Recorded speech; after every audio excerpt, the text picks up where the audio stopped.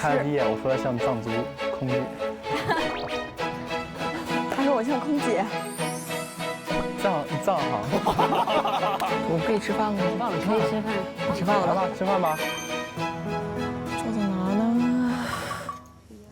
这位置还挺尴尬的。那我坐这里。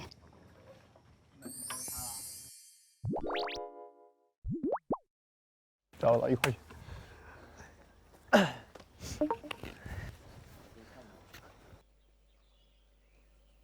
哎呀，天哪！班长位，那个班长位是从来夹不到菜的。对，情深深雨蒙蒙的陆振华就是坐那儿，一个菜夹不到。行吧，那就吃吧。开饭吧，开饭吧。开饭。饿了，开始。多吃蔬菜。真饿了。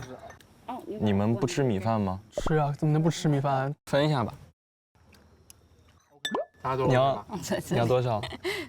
少一点。少一点 ，OK。够吗？这也太少了点。哦，够了。OK。哎呀，这好吃吗？好吃，特好吃。泽泽是不是要吃牛肉啊？这可是川菜吧？哎，我要吃。哦，那个茄子换过来。哎，这是辣的吗？对，辣的。辣的。但你们应该是吃不了。多辣？先尝尝多辣。其实不是很辣。真的吗？很辣。对。我尝一下。你真左撇子。我前面打乒乓也是左手。怎么突然笑了？是想到我们前面给你放水吗？我突然想到很搞笑。这么开心。有人喝水吗？我喝。我也喝。好，都到了。我也要喝。有唱清还不够吗？也太会了。谢谢。你要吗？我有了。那。小心烫啊！小心烫，特别烫。谢谢。哦，小心烫，先晾会。谢谢。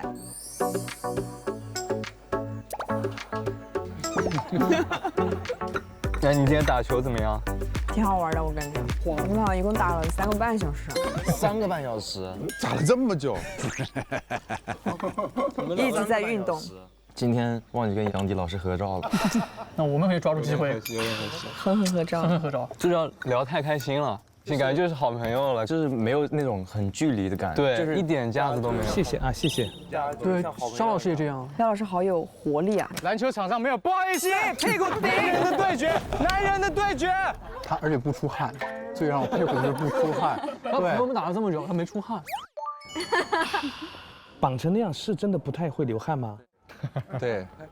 哦，今天那个阵阵有个超高光时刻，就是那个超远3分，而且就是一击即中。我真的没想到，你知道吗？我自己都惊呆了，我那一头感觉甩的麦克风都甩出去了，真的。哎，对了，今天在饭桌上吃饭的时候，不是有这个板吗？你不好奇吗？这个呢是一个谈事情的小板子，以后每天都可以一个人写。然后今天我看到了嘛，然后我就先写了。我的问题的话，就是我想知道大家在找工作的时候会有什么焦虑？找工作的时候，对，工作的时候会有什么焦虑？他不太存在这种焦虑。没，不是我呢。哎，本科的时候成绩不是特别好，就到了很后面才知道一些成绩的重要性。因为我们这个专业师范类的，过去这些中小学当老师，要求是很严格的，就是硬性要求你的绩点是要排在全年级段的前多少，就30%啊，或者更高。那我就是远远达不到这种标准的。啊，然后你就完全没有这个资格，思索再三，还是准备考研。所以我现在考上了研究生，我才会想这些东西，我会去想好好读书，因为我知道它的重要性。挺好的，我觉得挺好。好了，班长发言结束，下一个。小燕呢？我是觉得我这个专业没必要再学习下去。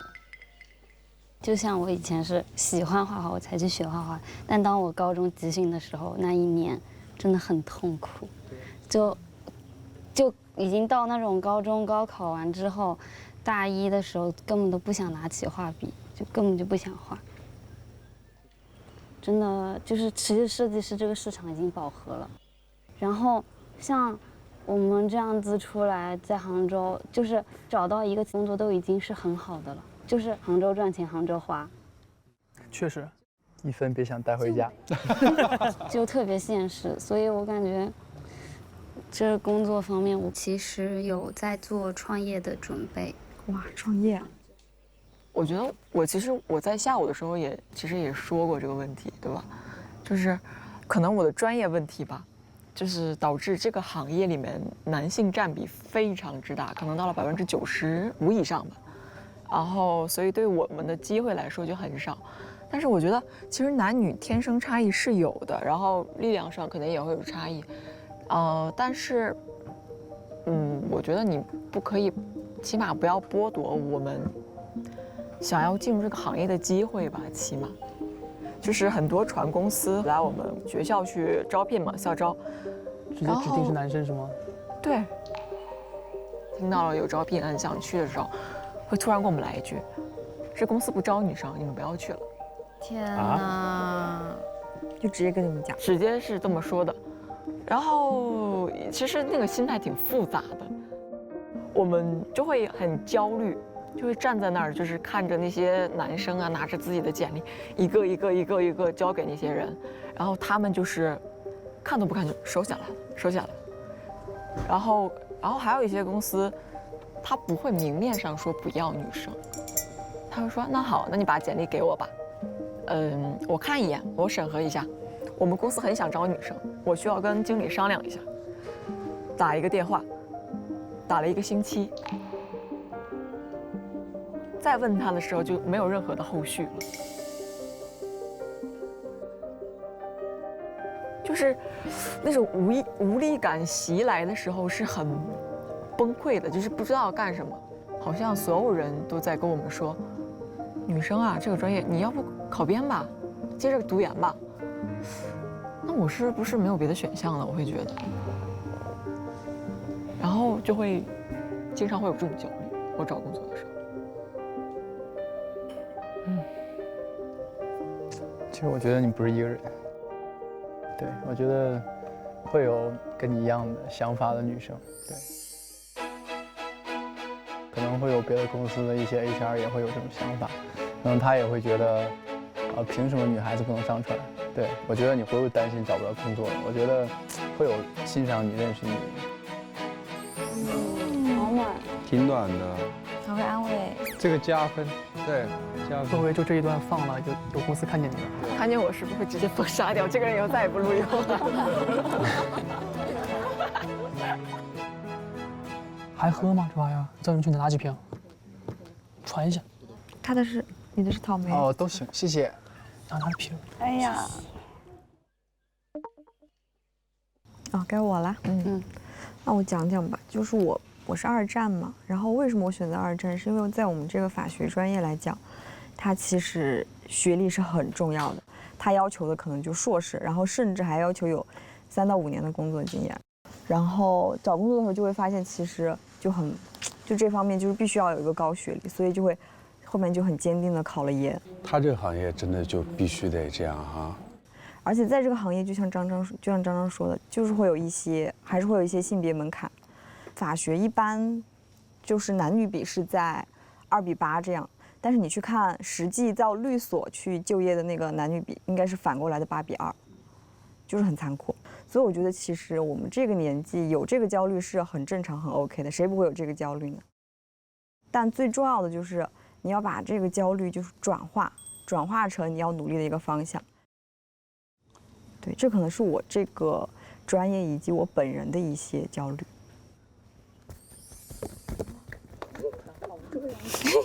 突然鼓掌。那我来说说。我其实对于这个上学成长还是挺多烦恼的吧。因为我们这个世界上现在最不缺的可能就是程序员吧。啊，尤其是愿意接受加班的。对我还是比较现实的，我焦虑对于这种东西的焦虑可能就是薪资，和待遇，但是我觉得我会是整顿职场那一个。问我加不加班，我说不能。对，问我能不能接受996，我说不行。对，他们找程序员都是先看头发量多不多。对。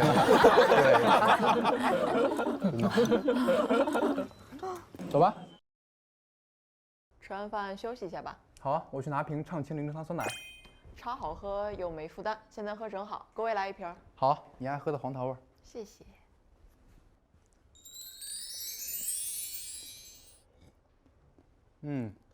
好多果肉啊，还有燕麦，超好喝。我们回客厅玩一下吧。也行，坐。同学，把那个毯子给我一下，谢谢。好的，同学。好的，谢谢同学。不用谢同学。你不坐凳子吗？冷，坐地下不是会更那个什么？哎呀，要不我们先去留言吧？走吧。哎，练琴吧。哎，可以可以。你会弹吉他？就是你们想听什么，我可以尝试一下。先来个最简单的吧，小星星。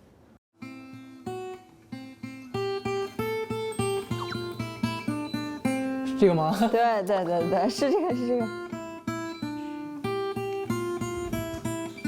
这个是不是就是每次学一个新的乐器，然后就会练的第一首歌就是小星星？我练的也是。也是小星星啊。对。你快来个那你来个擅长的。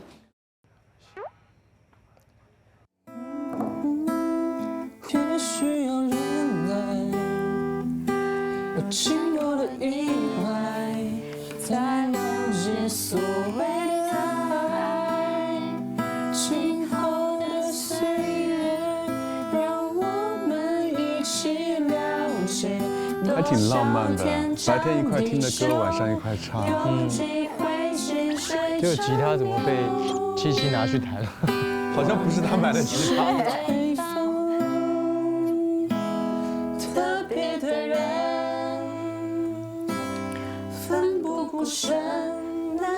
Hello， 我是滕光正。明天我们可以一起去活动吗？我觉得你应该可以听得出来我是谁，很感谢你，很感谢你。我这是给正正了。Hello， 我是小峰。今天会不会想到我会给你留？我现在有一些疑惑，帮我分析一下。2个人分别打个分的话，你会分别打几分呢？我觉得我会给你的最后一条留言。我们应该之后也不会有接触。这么残酷吗？话不要说太死。我感觉晚上这种氛围好好，对，就大家一群人围在一起，然后唱大家都会唱的歌，还挺不错的，感觉有那种魅力加分。对，这个肯定会加分的，真的会加分，很加分。你感觉他咋样？你说魅力又加了1分，加分。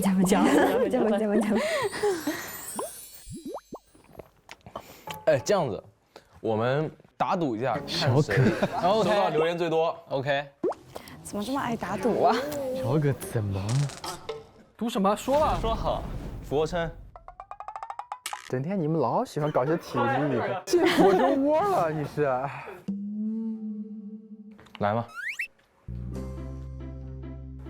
You go first。我来吧，我先来吧。对你先来。110，OK 吗 ？OK。还挺扎心的啊。我这个心这个哎，小心，小心。这是我的第一感觉。他是1110，我跟他一样1110。啊！来吧你吧。我扎心了。你在我心中你不是0，你在我心中你不是0。来吧你吧。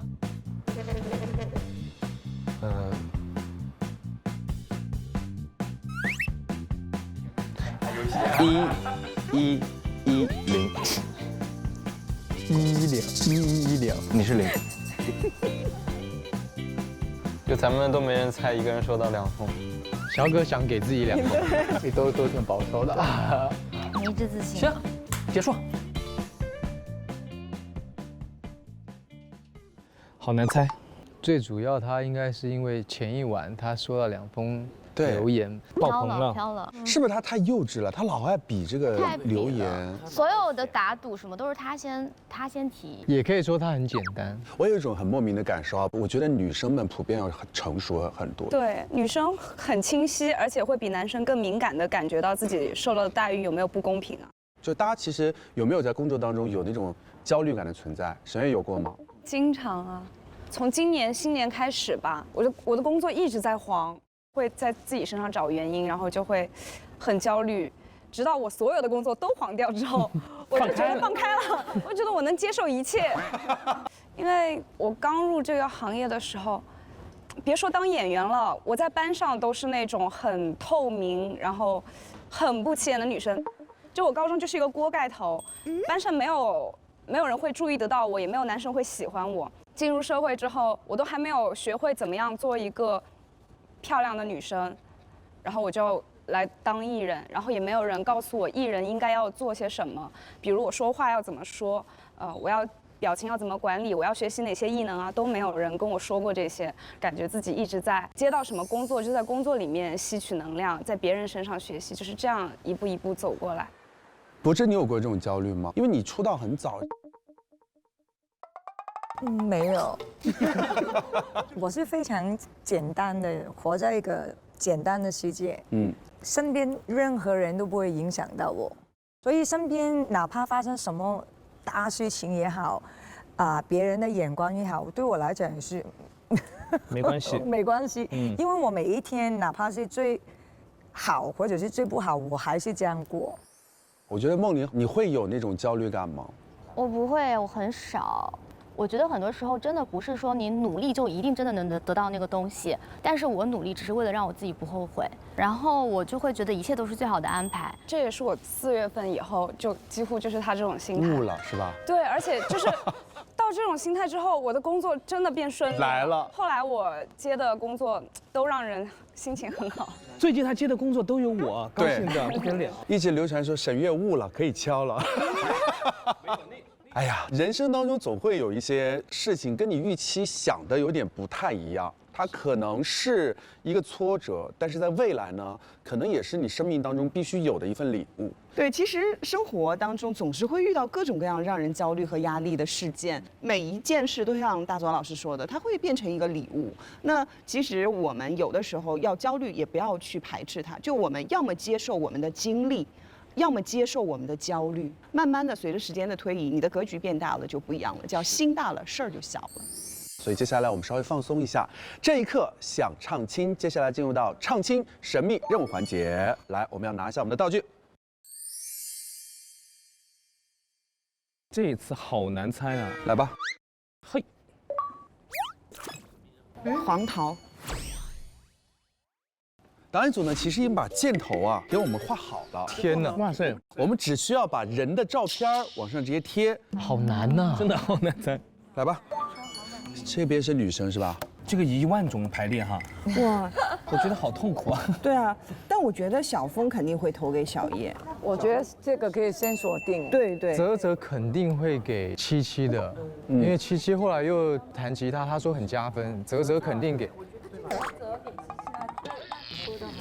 对，最后有几句词儿非常的奇怪。张张说了一句：“我很感谢你。”很感谢你。张张在饭桌上说那个职业规划的时候，郑郑给他的安慰。对。哎，我插队问一下，是不是刚刚泽泽有说一句说，我以后不给你留言了？对，这是我最后一句留言。然后小葛说的是我应该是我以后不会再跟你接触。好，明白。然后我们是经纪人，别给他们说了。OK。然后我们也在放水了，难道？我还有一个推理，泽泽说这是我给你的最后一条留言。意味着他之前给他留过。难道他还是给小峰？还真有可能。现在就是 Pico 是什么？之后也不会有接触。里面有人没有得到留言的吗？有小葛没有。哦，对，小葛该哭了。我必须要让他哭。然后呢，这边还有谁会给小叶留言呢？当然是小峰啦。那他就是2票。泽前一个是给小峰，那他这一把还是会给小峰。一个不错。我都找不到破绽。没有破绽。他肯定给了泽泽嘛，然后有一个人还给了泽泽，比如说他，他会不会发疯？小葛说的是，这是我们以后不要再接触了。如果是我们以后不要再接触了，我们一直没有接触的意思吧？不是，他会不会口误？他说我们以后没就不，我们这只用了前面的部分。好了吗？最后5秒了，我们已经好了。会不会他发疯？就这么发？张张只能是这2个。哦，这样子有可能。张张在这儿，张张零票是不是？这更加凌乱的感觉。来，马上，完了，赶紧马上，等，他也要给张张。3、给谁？给张张有没有互选？1，好的，时间到，他们的决定是少了几个人，等一下交白卷了。蒲玉欣在别的节目里没见你这么使劲呢，太难了，人性真的太复杂了。对，那就这样吧。张张给小葛说，我谢谢你。张张感谢七七，对，我觉得他是给他。那他感谢他还可以的。好了吗？好，可以。行吧，就这样吧。你们谁来解释？我们是柏芝姐解释。我不懂，我都懵了。因为他。首先得到的信息是小葛说他以后不会跟你再有接触了，他应该是对小叶说的。然后小峰呢，我觉得他还是会坚定不移的选择小叶，所以对这3个三角关系就这一轮还是这样的。郑郑和张张，我们觉得上一轮表现得很明显，你们解释清楚了吗？我越听越乱。怎么泽怎么？来，你给我。泽不是喜欢那个弹吉他的七七吗？对，有多接触原则，2票投给了小峰。郑郑呢，就还是毛死了。男生就一直追着自己喜欢的女生去做选择了。好，这就是我们的决定。首先，七七肯定是给投泽嘛，因为他们2个心意相通。但泽咋投这儿去了呢？他是之前投给他，然后这个可能是最后一次了。然后呢，小葛给泽投上心动留言，为什么呢？因为他就想着拿个大满贯，那他为什么说我以后再也不会接触你了呢？我们当时这么想的，我以后再也不说错了啊，我以后没接触过，不是以前没接触过你。小叶的话，他还是坚持他之前的一个选择，差不多就是这样子。来，我们先看。先放录音笔吧。还要放这里。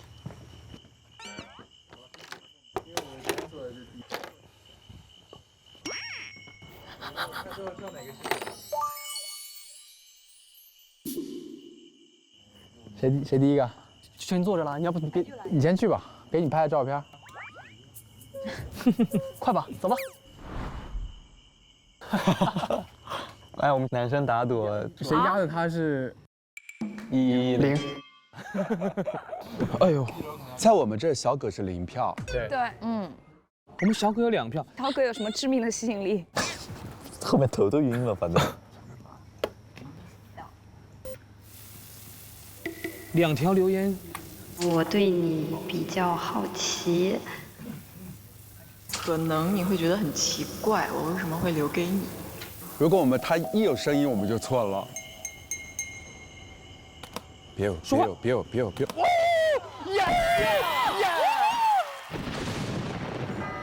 我跟他一样，110。我扎心了，马上见分晓。0，一点都没有。没想到小葛心中的城堡垮了。我感觉好像压对了。下一个，你挑一个吧。叫个女生吧。你。等会儿再说吧，先别，等会儿再揭晓。张张，对，张张是真正给的。我们也是跟你们一样的。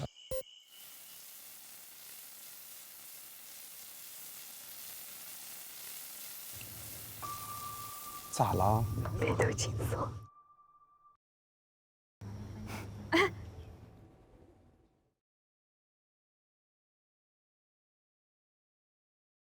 哇，好长。不会说那2条吧？也有可能。没有要回答的吗？几条啊？真的是。我先回应一下吧，就是李佳琦。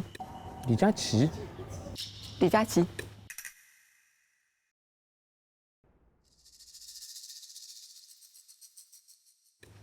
哦，不是，77班长。傅佳琪，名字都记错了，好尴尬，好伤感。对不起，对不起。班长，啥问题啊？如果要给班上选一个班长，你会选谁？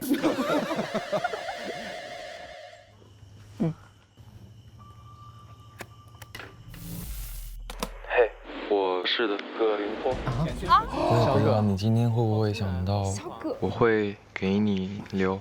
小葛给张张，好突然，好疯狂。其实，在第一天的时候，我觉得你是一个非常高冷、难以接近的一个人。我当时也觉得，我们应该之后也不会有接触，再也不要接触了。眉头紧锁。我从别人口中听到你其实是一个很外向的人，然后话也很多，所以其实我觉得我们需要自己接触一下，才能知道是个什么样的人。你不是说找机会回答你第一天的问题吗？那我就现在回答一下。亮亮的天空细吹。救命啊！你觉得我对你这个社牛的肯定，你觉得是对的吗？如果你觉得是对的话，你可以当场证明一下吗？亮亮的天空低垂，不对，是童真。黑黑的天空低垂，亮亮的繁星相随。耶，好诡异。我自己感觉我话还比较多，所以你明天如果愿意和我一起接触的话，你可以喊除了我以外的另一个男生的名字。果然喊了另外一个男生，甚至不在这个节目里。鸡贼，这小狗。如果说你不愿意和我接触的话，你直接大声喊出我的名字就可以，就这样。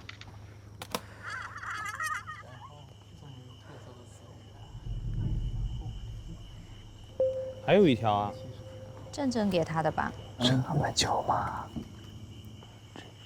这也太长了，真的好多啊。哎，没有，他除了回答问题，他应该前面还会有一些，你们俩之间的那种回忆。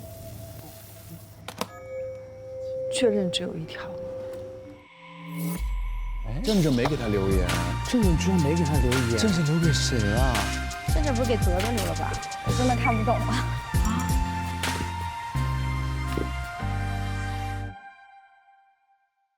那我去了，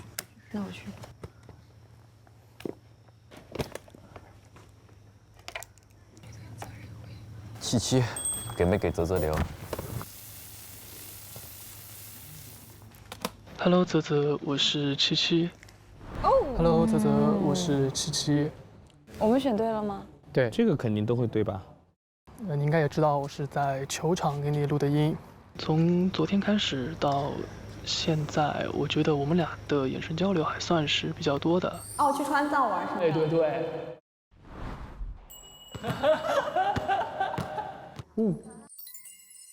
今天我们呢也算是相处的比较多吧，也一起组队打了球。我选责任吧。就你的球技，我觉得也还是很不错的。我还挺高兴的，因为我也有听到我投进球之后你的欢呼声。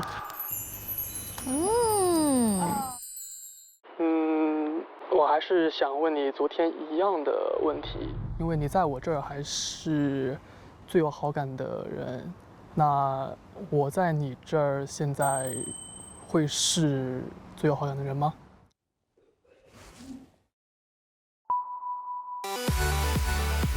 那我在你那儿是印象最好的人吗？上一次。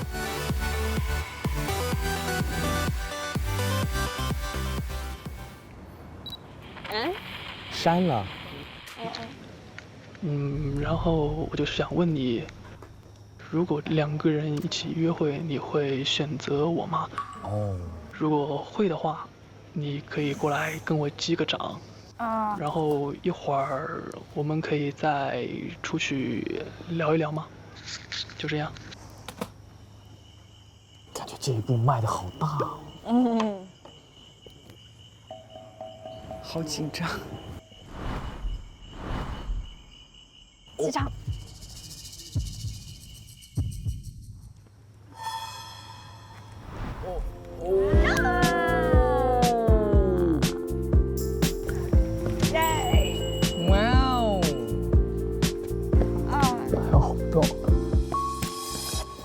个泽泽怎么又去听了？还有2条吗？还有啊。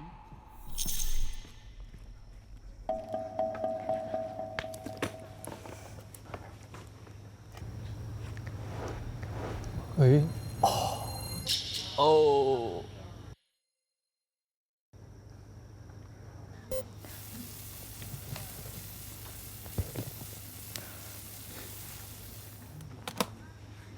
Hello， 责任拥挤，我是滕光正。我真的是有事儿吗？我是滕光正。然后呢，今天我们也是一组出去玩的。放出来，放出来，可以听吗？放出来。在路上我们也聊到了一些共同的愿望和想法吧。我没有跳过伞，我还想试试。我很想试试那个滑翔伞。对，我跟你讲。Hello。泽泽是不是要吃牛肉啊？哎，我要吃。咸汤，先量化一下。不是啊。你冷坐地下，不是会更那个什么？这个细节我看到了。我觉得我们还是比较有共鸣的，我们对于对方也有相互想学习的点。你有学滑板的想法？对，我超级想学滑板，但是就一直没学。我想让你帮我起一个藏族名字，然后我想好了，它叫长寿的大海。情侣网名，在海里有月亮的倒影，这样月亮就可以永远倒映在海里。对。是啊。海底捞月吗？海上生明月哈。好可怕。如果你帮我起好了，可以找一个机会来告诉我吧。然后就是如果有机会的话，明天我们可以一起出去活动吗？什么？明天我们可以就是想问你活动吗？2个人一起约会，你会选择我吗？如果有机会的话，明天我们可以一起出去活动吗？如果你愿意的话，你可以用方言回答我。就是这些，谢谢。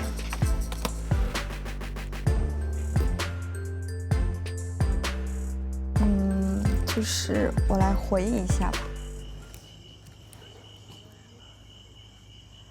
我后边气儿松，我后边气儿松。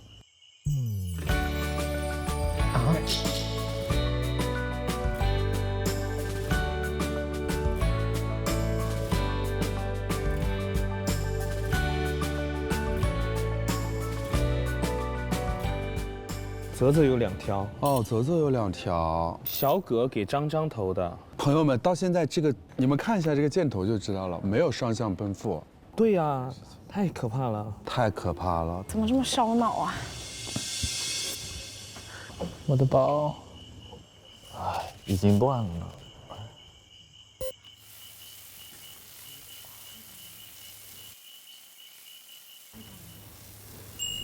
你觉得谁会赢？再起。情感上呢，可能之后可以继续的默契。没有啊。哇，不是吧？他白天聊得挺好的，没有。不是吧？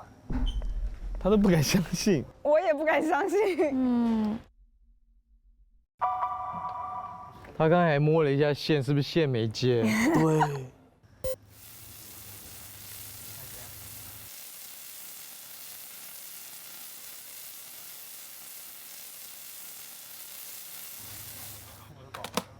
哦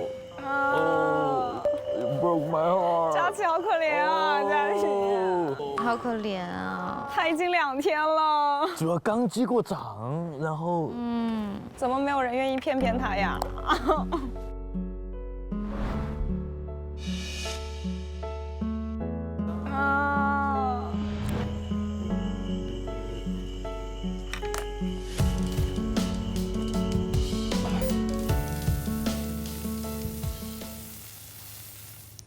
？Hello， 小叶你好，我是小峰。我觉得今天咱们3个在游戏厅玩的还挺开心的。怎么没人夸我？小叶这么厉害，小叶也厉害。你们俩放水放的我都想吐。你也慢慢的打开了自己，和我们聊的话题也越来越多了。在抓娃娃的时候，我看到你有一个特别想抓的小玩偶，我趁你不注意的时候还特地多抓了好多次，想帮你抓到，可惜那个夹子不听我话。今天呢，我想问你一个问题，就是我和云波2个人分别打个分的话，你会分别打几分呢？请你坐到最高分的那个男生的边上。就这样。比上又比上，又在比。你猜他几条？你希望他1条。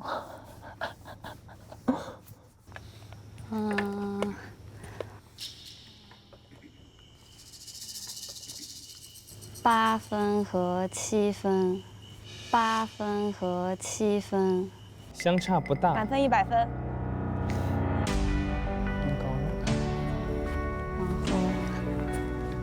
请你坐到最高分的那个男生的边上。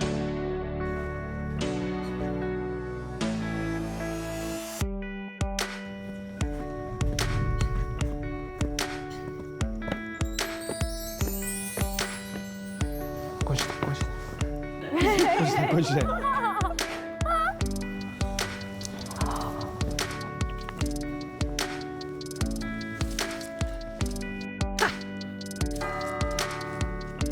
你觉得那1分你差在哪？小葛不好说。那2分还差有什么可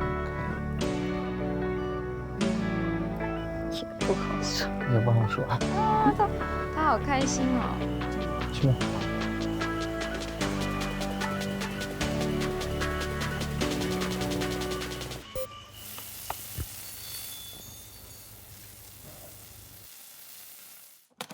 Hello， 小峰，你好。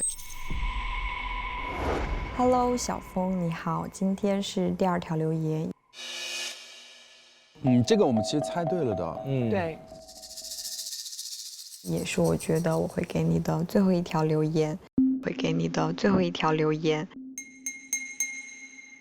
昨天最后问你的问题，你虽然撩了头发，你会不会对我这种类型的女生有好感？如果有的话，就请你撩撩头发。但是今天早上在选社团的时候，我感觉你还是更想跟别人一组，但是也没有关系嘛。然后也谢谢你昨晚的回答。今天和大家相处了1天，然后发现七七其实和第1天给我们的感觉是很不一样的。反正今天和他相处下来还蛮舒服的，但对我来说还需要再接触看看才能决定。所以你一会儿睡前可以帮我问问看，就是我和他相处了1天之后，他觉得今天的我和昨天的我相比，他有觉得什么不同吗？谢谢啦。套娃。他听傻了。好像粉丝给你一封信说你能不能帮我交给谁？对，谁？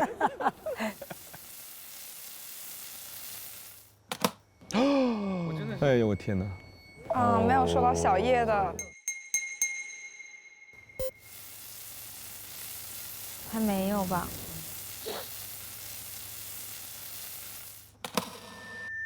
小叶。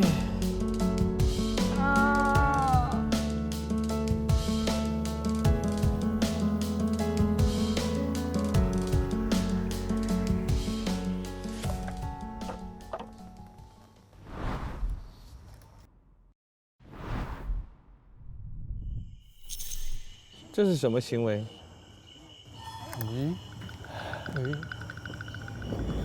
那最后我对你今天的问题是，你对你目前最有好感的女生，喜欢的程度，你觉得达到了多少？100%就跳10下，50%就跳5下，这样。谢谢 ，over。今天他们2个有点就是那种无所谓，就是爱玩不玩。我也不知道录音给谁。你对你目前最有好感的女生，喜欢的程度，你觉得达到了多少？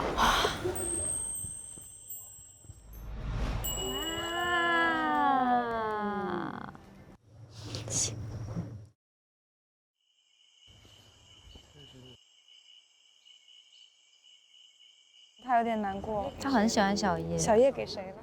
那就是正正啊。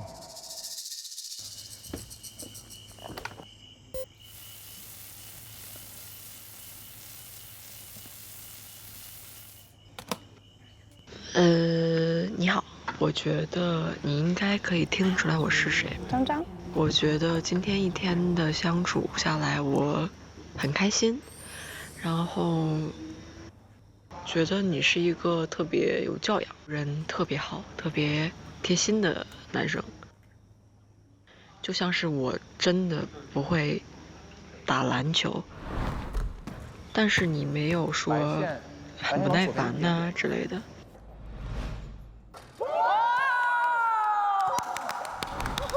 这一点我就真的很谢谢你，很感谢你。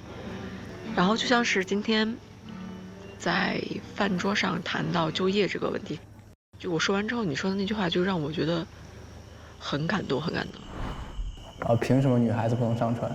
对，我觉得你会有欣赏你、认识你的人。这个点我也感动。这句话让我觉得好像有了共鸣，就很感谢你。然后还有一个我特别想问你的事，就是很想知道，如果抛弃掉一切的杂念考虑，你想要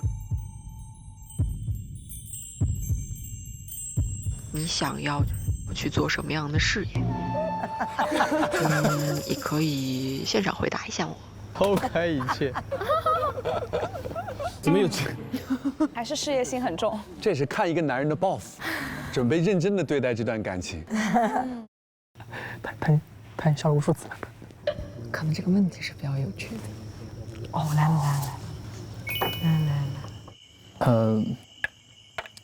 我想做一个老师。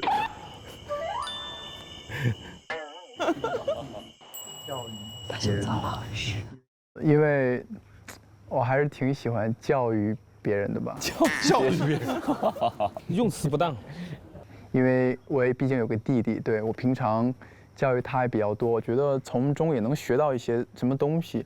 我觉得可以通过他们的想法来帮他们解决一些疑惑，或者让他们获得其他的一些美好的经历。我觉得这个是很重要的。对。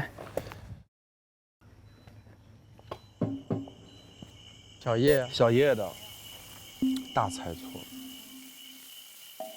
笑不出来。Hello， 正正，我是小叶。好疯狂哈！我是小叶。没想到吧，今天是我给你留言。昨天在摩天轮上吃饭的时候，我就感觉到你特别会照顾人。哇！你想吃鸡腿还是生的？有没有鸡翅？这就是鸡翅。谢谢。没事。然后会让我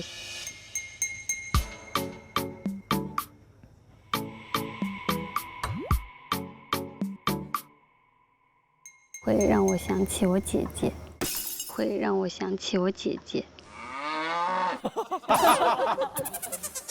你在照顾你弟弟的时候，感觉自己像个爸爸，所以我觉得你是那种特别像姐姐一样会照顾人的大哥哥。像姐姐一样会照顾人的大哥哥。太有笑了。所以我现在有一些疑惑和问题，希望你来帮我分析一下。哦，都是来帮忙的。就是今天我和 Pico 还有小峰一起出去玩，然后我觉得 Pico 有点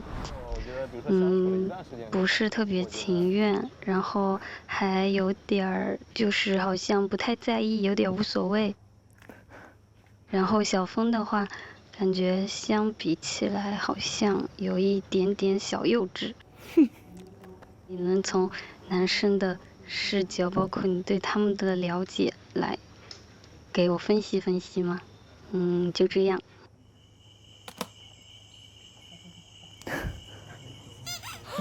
咋分析啊？自己现场分析。刚好他很喜欢教育人，正好上课吧。刚好对。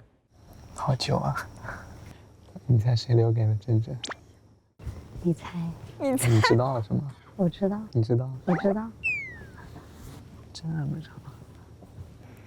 我觉得2位的性格像自家姐姐一样照顾人的大哥哥的看法，有时候大脑会短路，有时候会神游，对，可能不是说他不想回答你的问题或者不想搭你的茬儿，他可能只是真的就是在想别的事情，他在发呆，他眼神会呆滞，真的眼神呆滞的。哦，因为我有观察到。然后呢，我觉得另一位呢，他可能就是他可能也不算幼稚，他可能会在喜欢人面前变成一个小孩儿。对，我觉得他会碰到自己的喜欢人，可能会手足无措。哎呀，兄弟，谢谢你。这个助攻可以。可能会做各种各样的事情，他只是行为可能会稍微幼稚一点。我们先算一下脚步，先算一下脚步。哦，5、6、7、1呀。让小叶赢一下。放洪水那样。我觉得还要再了解了解，看他今后的表现吧。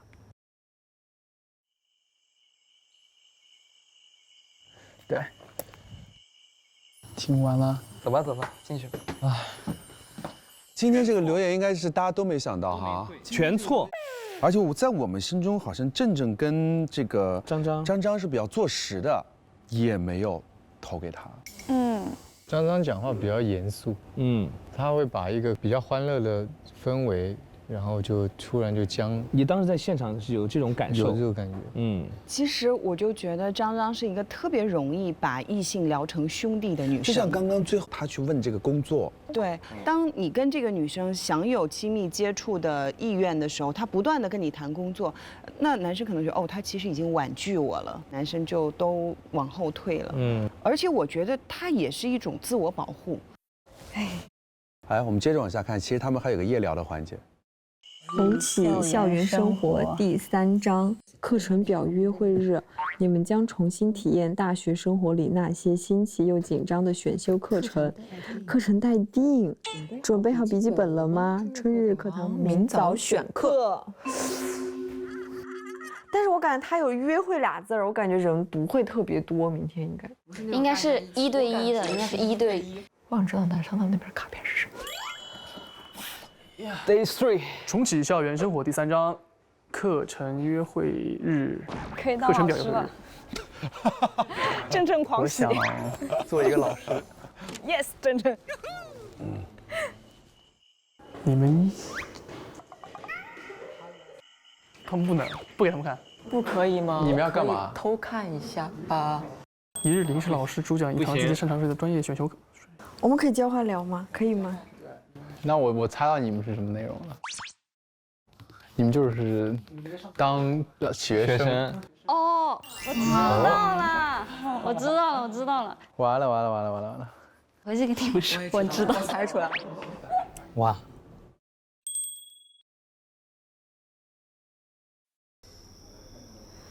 他人超好，他人真的超好。发好人卡了。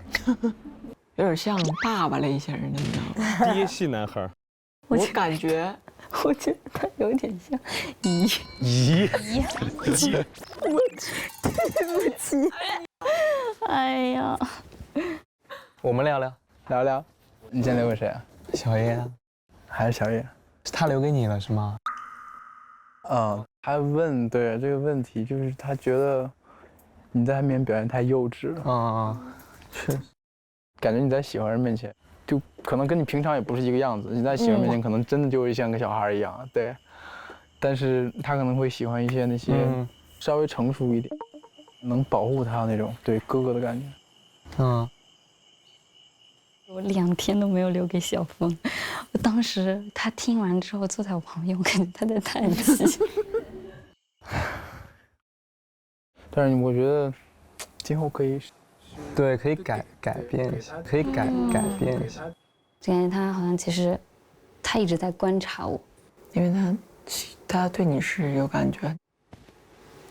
但其实小峰这样子的话是比较打动我的。女生是很容易被打动的，喜欢被坚定的选择。对，就是我喜欢那种被偏爱的感觉。小叶同学你好，我是小峰。Hello， 小叶你好，我是小峰。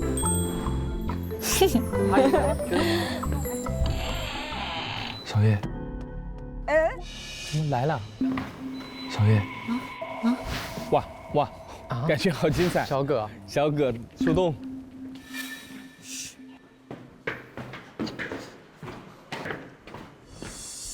我们坐外面。好，他要弹吉他。我想坐这里。不知道小葛想干嘛？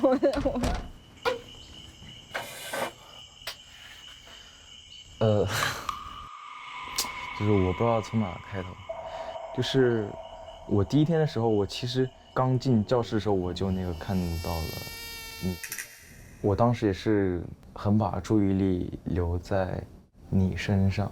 不知道他要说什么，真吓人。然后我应该是把纸条给了你。今天也是就是我们第一天相处嘛。那你觉得相处下来？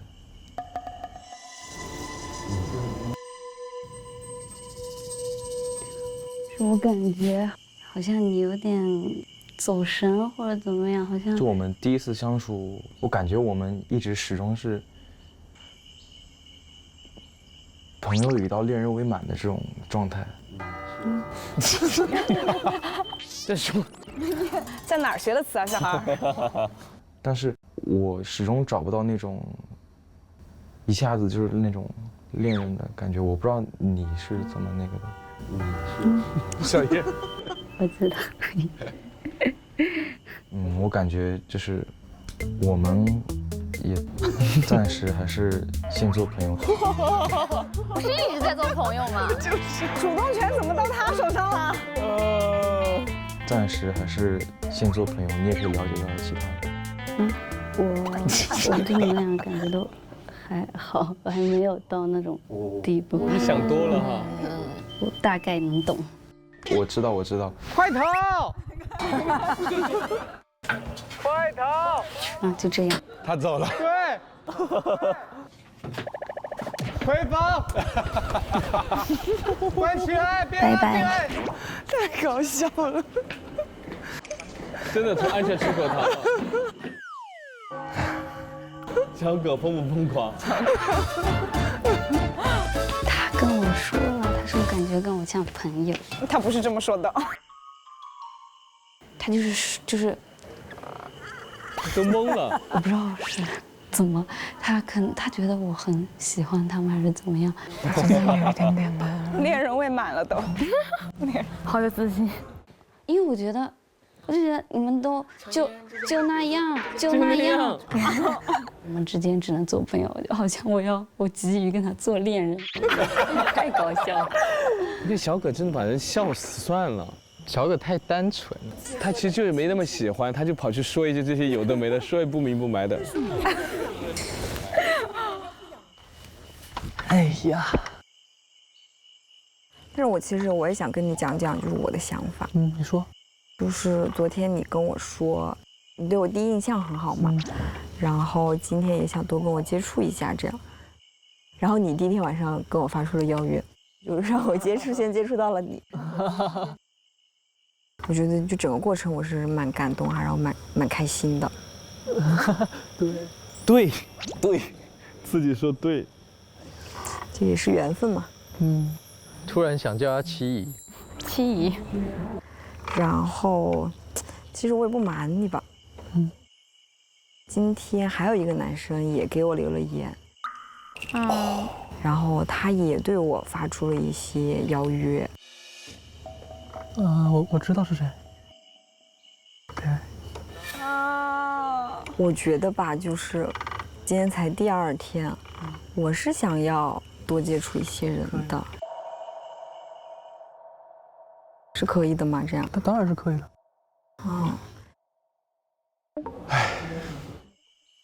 然后，如果能够找到一个很合适的人去谈恋爱这些，这当然是最好的结果。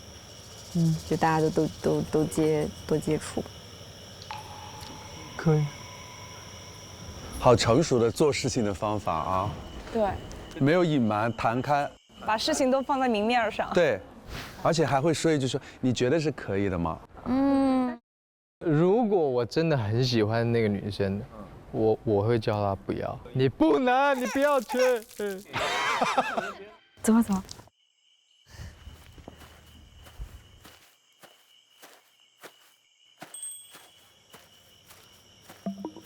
哦。啊？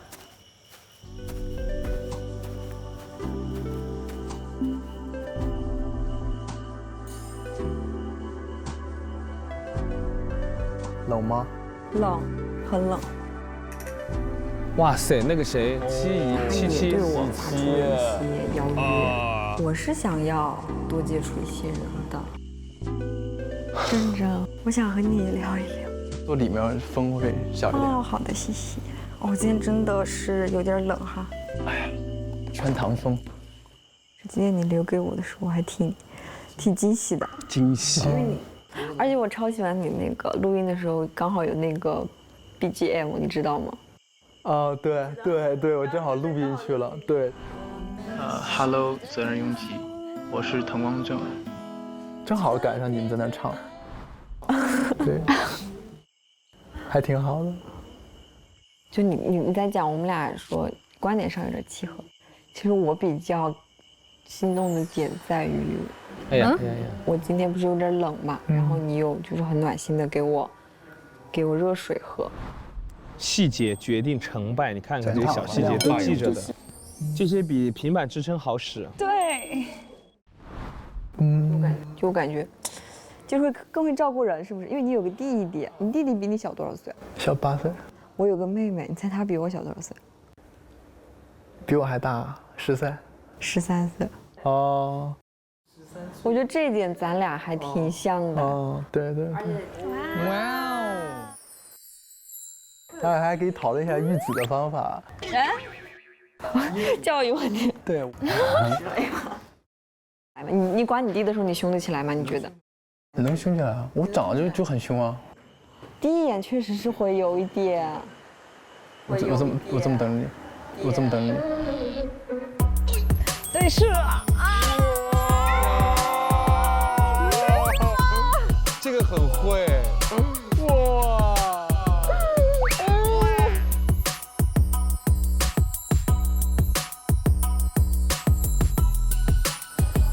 你别，对吧？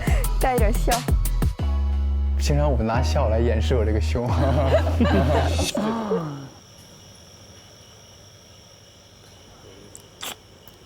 我不知道该怎么说，觉得挺神奇啊！没想到真的给泽特了解。今天算是就是咱们也有一点点的接触，但是没那么多。对。我还想再更细的了解。我是那种人可能对我表达好感，然后我会回应。我还比较怕，就是我说的话没有别人回应。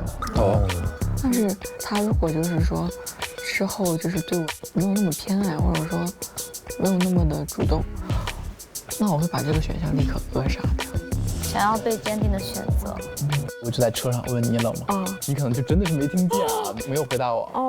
我就觉得好失落。哇！好的，我以后会注意这一点。对，这样。哇哦！真的很疲惫，真的很疲惫。这才第2天就疲惫了。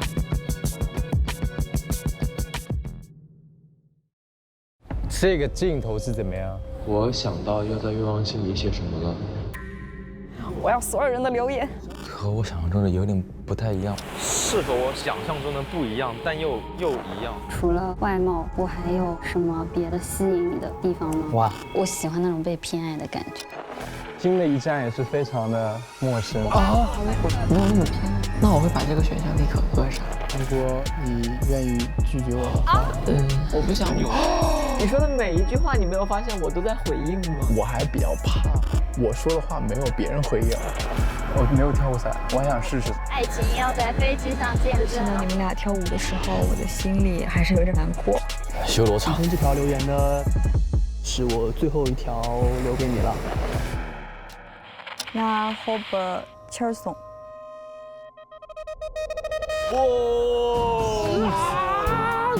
下一集好看，下一集好看，下一集好看。小葛其实他去找小叶说清楚，本来说清楚这个行为没有问题，挺好，但是问题是，他根本没想好他要说，就他好像认知有对他们关系的认知有一些误解。对，好像是这样。因为我本来想说，哎，年轻人嘛，就把这个事说清楚一点，挺好的。可是人家今天又没给他投票啊。对呀，完全不需要啦。我觉得他就是有点在挽尊的那种感觉。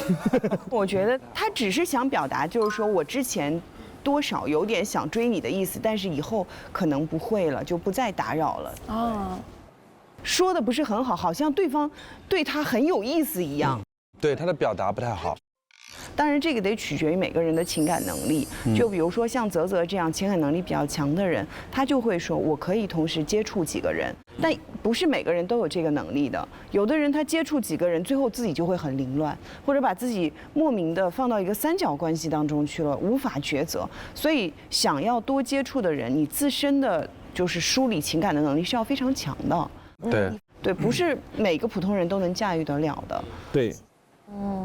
说实话，这以上只是我们的片面的分析，以及我们不太全面的一个预测，哈，不太准确的预测。反正大家也都知道，我们也就说说，也不负什么责任。因为反正毕竟2期了，也没猜对过1次，是吧？但是我想，我们看这个节目的心态跟你们其实是差不多的。是。我们都是抱着一种祝福的、期待的、阳光的心态。看到他们这段校园生活的时候，其实我们还有点羡慕的一种心情在。如果我们是其中的人，那该有多好。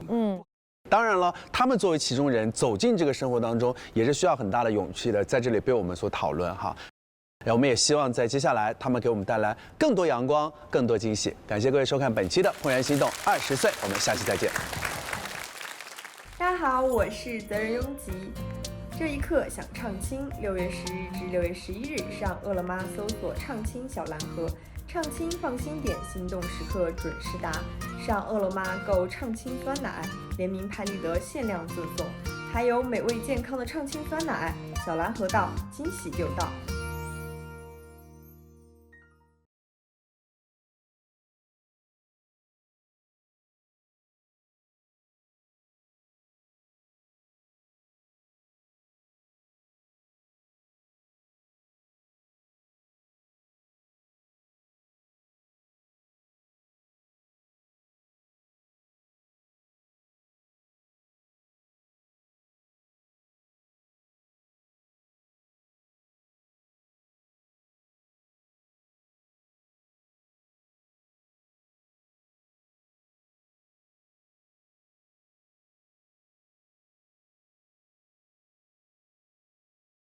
每周3、12点会员版进击春日3班，解锁春日3班劲爆游戏局。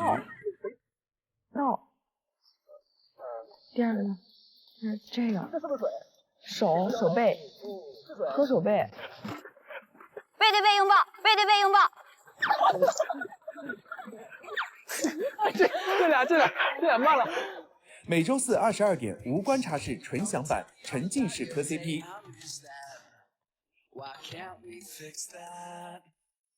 每周5、12点加更春日3班未播内容集中放送。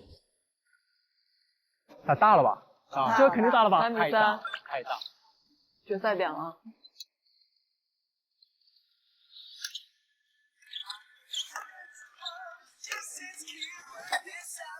每周4、12点通通放课后，独家揭秘嘉宾真实日常生活。现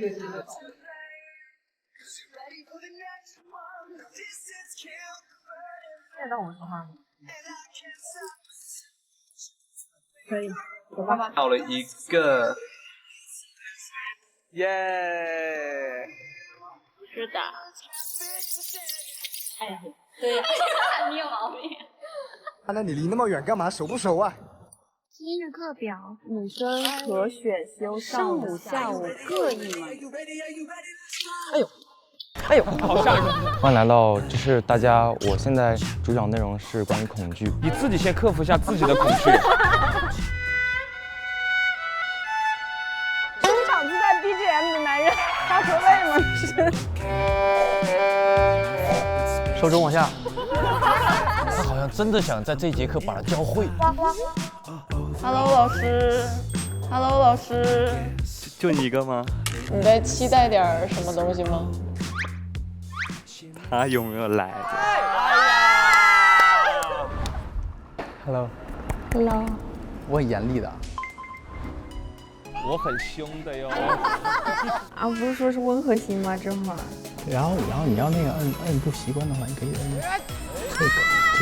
这俩。我还以为编乘课很无聊呢，太刻意了，太刻意了。我昨天就留给他了呀。如果真的感觉还不错的话，其实也可以去看一下。全是助攻，讨厌，你快去了解正正吧。哇塞，漂亮！你看下面那个牌子了没？那不多了一个排球课。多了一个哦。又来个男的，是不是只有3个女生 ？Hello，好高啊！好高。